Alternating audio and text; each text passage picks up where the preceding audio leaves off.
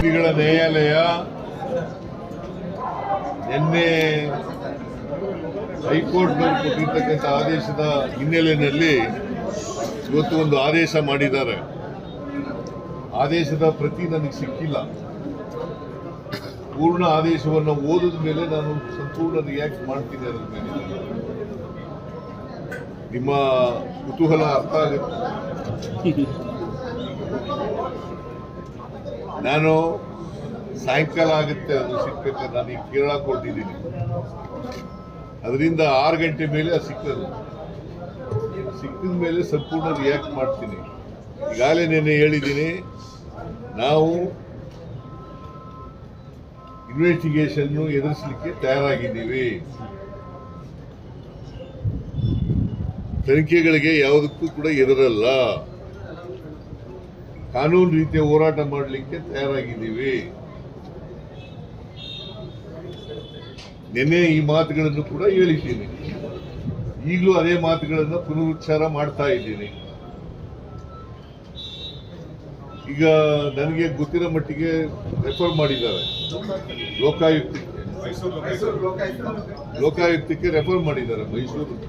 Mysuru ಲೋಕಾಯುಕ್ತಕ್ಕೆ refer ಮಾಡಿದ್ದಾರೆ. Because ಅಲ್ಲಿ complaint ಕೊಟ್ಟಿದ್ರು ದೂರದಾರರು ಮೈಸೂರಿನವರು, ಮತ್ತೆ ಮೂಡ ಮೈಸೂರಿನಲ್ಲಿದೆ ಅಂತ ಮಾಡಿರ್ಬೇಕು ಅಂತ ಅನ್ಕೊಂಡಿದ್ದೀನಿ.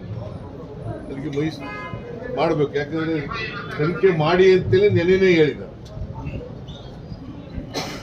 ತನಿಖೆ ಮಾಡಿ ಅಂತ ನೆನೆನೇ ಹೇಳಿದ್ದಾರೆ. ಅದರ ಪ್ರಯುಕ್ತ ಈ ತನಿಖೆಯನ್ನ ಮಾಡಿದ್ದಾರೆ ಅಲ್ವಾ?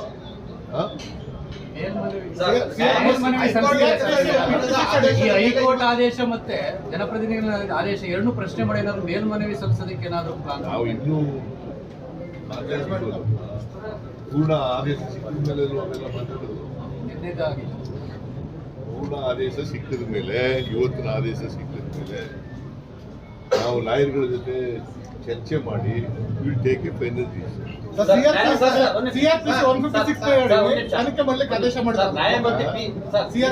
ಸರ್ಕಾರ ನ್ಯಾಯಮೂರ್ತಿ ಪಿ ದೇಸಾಯಿ ನೇತೃತ್ವದ ನ್ಯಾಯಾಂಗ ತನಿಖೆಯನ್ನು ಮಾಡ್ತಿದೆ. ಈ ತನಿಖೆಯನ್ನು ಮುಂದುವರಿಯುತ್ತೆ ಸರ್. ಇದು ನಡುವೆ ಯಾವುದು ಸರ್ಕಾರ ರಚನೆ ಅದಕ್ಕೆ ತಡೆ ಮಾಡಿದಾರ? ಇಲ್ಲ ಸರ್, ಅದು ಇಡೀ ಮೂಡಕ್ಕೆ ಸಂಬಂಧಪಟ್ಟಂತೆ ಮೂಡಕ್ಕೆ ಸಂಬಂಧಪಟ್ಟಂತೆ ಮುಂದುವರಿತು. ಕಮಿಷನ್ ತಡೆ ಮಾಡಿಲ್ಲ. ನಾನು ನೋಡಿಲ್ಲ, ಅದಕ್ಕೆ ನಾನು ಹೇಳೋದು. ಹೇಳಪ್ಪ, ನಾನು ಹೇಳ್ತೀನಿ. ನಾನು ಸಂಪೂರ್ಣ ಪ್ರತಿಕ್ರಿಯೆ ಕೊಡಬೇಕಾದ್ರೆ ಆದೇಶ ಓದಿದ ಮೇಲಲ್ಲೂ ಕೊಡೋದು, ಕ್ಯಾಶ್ ಪ್ಯಾಚ್ ಆಗಿ ಕೊಡಕ್ಕಾಗಲ್ಲ. ತನಿಖೆ ಬೇಡ, ಅಗತ್ಯತೆ ಇದೆಯಾ ಅಂತ ಈಗ ಕಮಿಷನ್ ಎನ್ಕ್ವೈರಿ ಆರ್ಡರ್ ಮಾಡಿದ್ರಲ್ಲ, ಅದು ಪ್ಯಾರಲಲ್ ಎನ್ಕ್ವೈರಿ ಆಗಲ್ಲ. ಲೋಕಾಯುಕ್ತರೇ ಮಾಡ್ಬೇಕಲ್ಲಪ್ಪ ತನಿಖೆನ, ಪ್ಯಾರಲಲ್ ಇಲ್ಲ. ಲೋಕಾಯುಕ್ತನೇ ತನಿಖೆ ಮಾಡಬೇಕು. ಅದನ್ನ ಸಂಪೂರ್ಣ ಆದೇಶ ಓದಿದ ಮೇಲೆ ನಾಳೆ ಬೆಳಿಗ್ಗೆ ರಿಯಾಕ್ಟ್ ಮಾಡಿ. ಈ ವಿಡಿಯೋ ನಿಮಗೆ ಇಷ್ಟವಾದಲ್ಲಿ ಲೈಕ್ ಮಾಡಿ, ಶೇರ್ ಮಾಡಿ, ಸಬ್ಸ್ಕ್ರೈಬ್ ಮಾಡಿ.